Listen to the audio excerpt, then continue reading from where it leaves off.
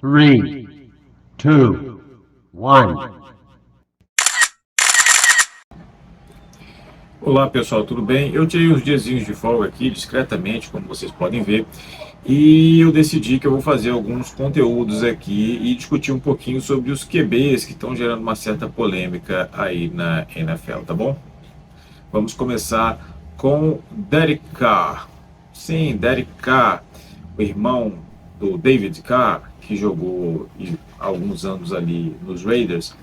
Ele jogou 9 anos na liga, tem ótimos números, ótimo desempenho nesses 9 anos, sendo que o último ano ele caiu um pouquinho de desempenho. Vamos falar um pouquinho sobre isso. Ele é free agent, foi cortado pelos Raiders, e o valor estimado de salário dele anual é uma média de 40 milhões de dólares. Isso é um problema, porque muitos times não têm esse cap space, podem manobrar ali os contratos e tentar trazê-lo. Mas a pergunta é, aonde ele pode parar? Com o cap space hoje, ele pode parar nos Jets, no Houston, e talvez ele não tenha interesse nessas franquias. Mas uma coisa que pesa nessa história toda é o seguinte: o desempenho dele ano passado foi ruim. Sim, o desempenho dele não foi bom.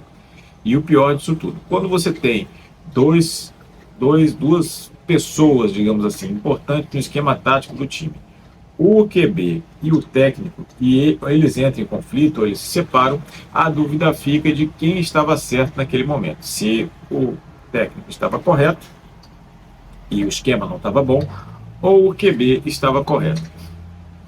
O desempenho foi ruim, o desempenho do time não estava bom.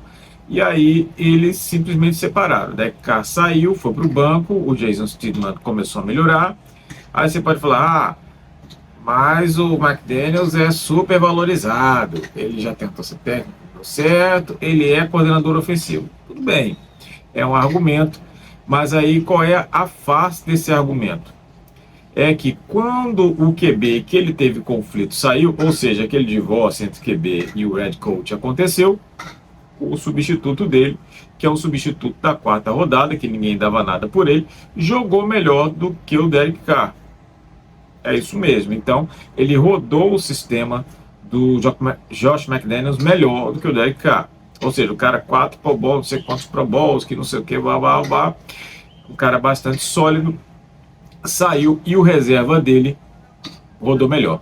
Ou seja, essa queda de rendimento do Raiders era do Derek Carr? Representa uma queda do Derek Carr na sua carreira e essa queda é definitiva? Ou foi uma coisa pontual, de atrito entre o técnico e ele continuou jogando em alto nível? Eu não sei essa resposta.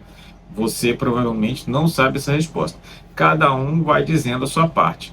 O Derek Carr diz que ele ainda tem condições de jogar e tem condições de ganhar o Super Bowl. Não sei. Eu também não sei. Só que no mercado não funciona dessa maneira. Se ele começa a ter um ano ruim, ele não vai conseguir os 40 milhões do seu contrato. Ele só vai conseguir em franquias que estão em rebuilding. Então, fica um pouco complicado com relação ao valor de dinheiro. Para ele mostrar que ele é competitivo, o ideal é que ele possa ir para um time em que tenha grandes condições de longe durante a temporada. Vou citar um exemplo na separação em que a gente ficou na dúvida também. Bill Belichick e o lindão, vulgo Tom Brady, o melhor de todos os tempos. Ficou sempre a dúvida, mas o Tom Brady era o melhor porque ele tinha o Bill Belichick. O Bill Belichick era melhor porque ele tinha o Tom Brady. Pô, bem, eles se separaram. No ano seguinte, o Tom Brady foi para Tampa e imediatamente ele foi campeão. Quem vai dizer que o Tom Brady não era bom?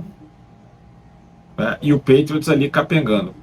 Ou seja, o Bill Belichick, é claro, é o melhor técnico de todos os tempos, mas ele começa a receber algumas críticas.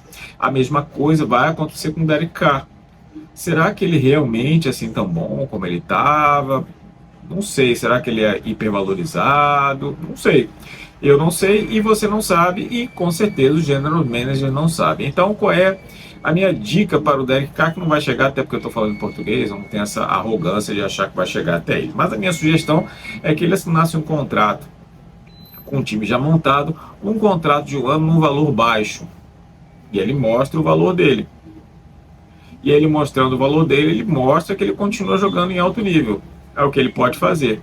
Se ele ficar buscando um contrato de alto valor, já vai ser difícil por causa do cap space dos times, e talvez ele não consiga o contrato do valor que supostamente ele merece, e é o que está colocado ali, que os agentes estão colocando. Então, é melhor fechar um contrato num time que esteja mais montado, um contrato de um ano, um time que esteja assim quase precisando de um QB para que possa jogar, e aí ele vai ter um bom desempenho.